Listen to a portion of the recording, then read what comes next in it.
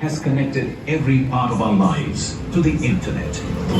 Technology that has brought our world together in a click has also unleashed the global menace of cybercrime.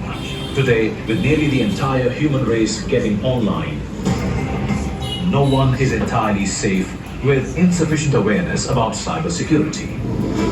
In the year of India's G20 presidency, India joins the world in the global effort to address the global need for cybersecurity awareness with the launch of the Stay Safe Online campaign.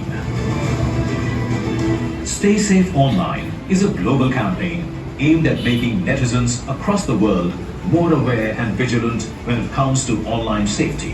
Whether using strong passwords, using OTP while accessing e-commerce sites, or not keeping sensitive data on portable devices, the Stay Safe Online campaign will empower netizens to stay secure against untoward incidents. Under Prime Minister Narendra Modi's visionary leadership, India joined the global technology revolution's mainstream. Today, with India accounting for 40% of all real-time global online transactions, it is fast embracing technology as a way of life. Stay Safe Online campaign will enable and inform netizens to make the digital world cyber safe and cyber secure for all. Share your videos of safe online experiences with hashtag StaySafeOnline. Log on to www.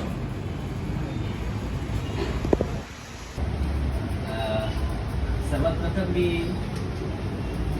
Aniket क्लासेसचे आभार मानतो, विशेषतः तुमच्या अनिकेत सरांचे, की त्यांनी cyber सुरक्षा या विषयावर एक मला इंटरेस्ट दाखवला की सर हे खरंच गरजेचं आहे.